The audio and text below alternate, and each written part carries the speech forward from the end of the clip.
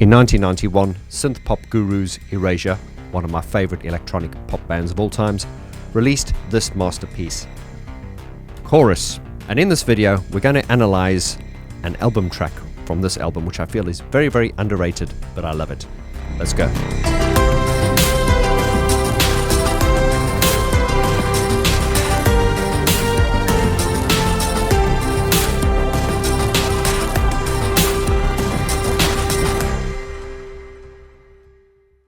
Erasure, absolutely love them. Erasure's always given me that sort of feel-good vibe. I've done a lot of videos on Erasure on this channel, and you can find them in my timeline. But today I want to focus on Am I Right, which was track 5 from this album, from their 1991 Chorus album. A very warm welcome to you, my friend, wherever you may be in the world.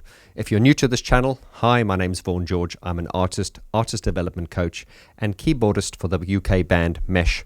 On this channel, we have a lot of fun diving deeply into songs, particularly from keyboarded artists, synthesizers, and so on. So if that's your kind of thing, then please stick around and hit that subscribe button even before you've watched the video. That would be great. And for those of you who've been following me from the beginning but have not subscribed yet, how dare you! Please hit that subscribe button. I know it's annoying, but this is how YouTube operates, and I just have to ask you, so please, thank you. Now, Am I Right could be overlooked as an album track. It was released as a single, I believe, correct me if I'm wrong, but there is so much more to this song than just a mere album track. It's certainly not one of the sort of tracks that this album is known for, but it is an absolute gem, and I love the song, I love the music video, and we're going to dive deeply into that right now. Now, please understand that this is not a performance, this is just a demonstration, and I'm also by no means trying to sound like Andy. I'm just trying to interpret this and explain to you what this means to me, and hopefully it'll resonate with you. Now, also, we just use a piano sound because I don't want you to get distracted by synthesized sound, because we're focusing on the song and the sentiment here. So it starts on the B minor, and he just comes in very, very conversationally and very thoughtfully. Wandering through the back roads, and the rain comes rushing down to resolve your love for this man in his 20s. Am I right? Am I wrong? Or am I just dreaming?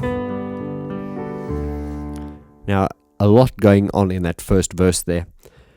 I love the way he is just subtly doing this. You know, there's no need to impress. He's just very, very subtle in it. He's just drawing you in and painting a picture. And in fact, when I used to listen to the song, even before I saw the music video, it paints such a fabulous picture, just the way he describes it. And just the subtlety of the wandering through the back roads, and then he goes, and the rain comes rushing down to resolve, and he uses resolve. He just brings in the vocal fry. Remember, a vocal fry is that Now, vocal fry can be really annoying unless you, well, it is in the case of Kim Kardashian. Outfit and hated what you want and what you get. Interesting. Naked. Make selfies. Guys do. About it. Time. Exact. No. Line. Decade ago. I'm here together right now. Buy him a Lamborghini. Why are you talking like that? Why are you talking like that? Because this is my voice? This is my voice. No, it's not. I heard you talking a minute ago. I know you don't talk like that. Neither do you, because nobody actually talks like this. But in the case of Andy Bell, he knows just how effectively to use it to resolve your love for this man in his 20s. And then he comes to the lower. Am I right? Am I wrong? Or am I just dreaming? It's very, very dreaming. In comes the second verse, and he slightly ups the intensity here. Climbing up the back stairs, there's a chill wind in the air. I wrap up from the cold, pull the blinds in your window. Who was here? Was it you? Or am I just dreaming? when he brings in the "who was here," he brings in a little bit more depth there. He really does have a real impressive bass. Interestingly enough, I was debating or discussing this with a friend once, and they said that Andy Bell is a tenor. And I said, although he can sing in tenor register, I believe that his traditional classification, if they were to put him in a choir, he's probably a bass, because if you listen to his speaking voice, he does have a lot of bass in his voice. Now, I don't want to get sidetracked here, but I know with, in choirs and stuff like that, you're basically put into a section of the choir based on how high you can sing.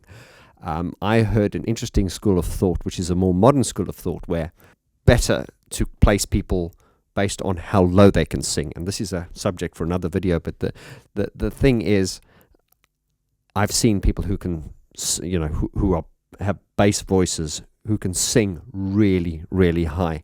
And it's not necessarily the other way around. People who've got certain, high voices can't necessarily sing low. Now, this is all to do with physiology and the thickness of the vocal cords and stuff. But now that may well be a little bit of useful or useless information for you there, but we'll talk about that more in other videos.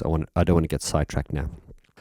We're then on to the next part, which is the chorus. It's not really a chorus, it's more like another verse. Look at all the lonely people walking miles around the town. I can see the old cathedral, but I have to play it down.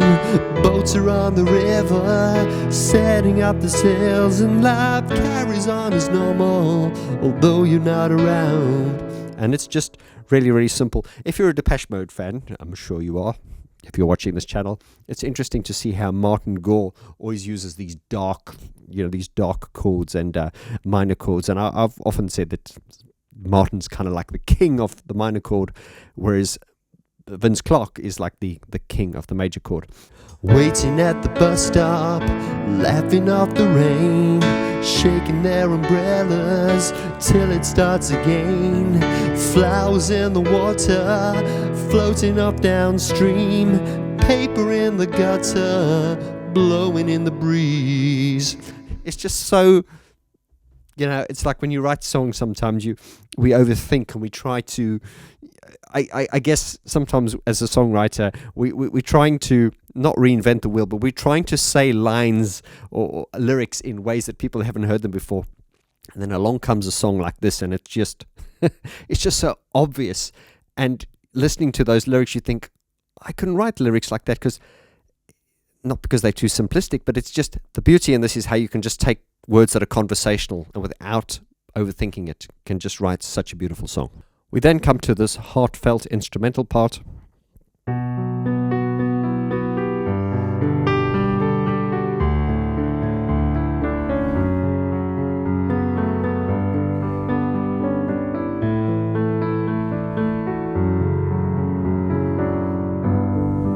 And then just back to, am I right? Am I wrong? Or am I just dreaming? And then straight back to, look at all the lonely people walking miles around the town. I can see the old cathedral, but I have to play it down. Boats are on the river, setting up the sails, and life carries on as normal, although you're not around. Oh yeah. Waiting at the bus stop, laughing off the rain, shaking their umbrellas till it starts again. Flowers in the water, floating off downstream, paper in the gutter, blowing in the breeze. I think I got some of the words wrong there. So those lyrics are repeated in the later parts. So once again, this song is just so simple, but so beautiful. I absolutely love it. So what do you think of the song? Is it beautiful? Am I right? Am I wrong? Or am I just dreaming? Leave your comments below. Let me know what you think of this song and anything you want to say about Erasure, Andy Bell, and let me know what other songs from Erasure you'd like me to analyze. Thank you as always. I do love and appreciate you. See you in the next video. Adios.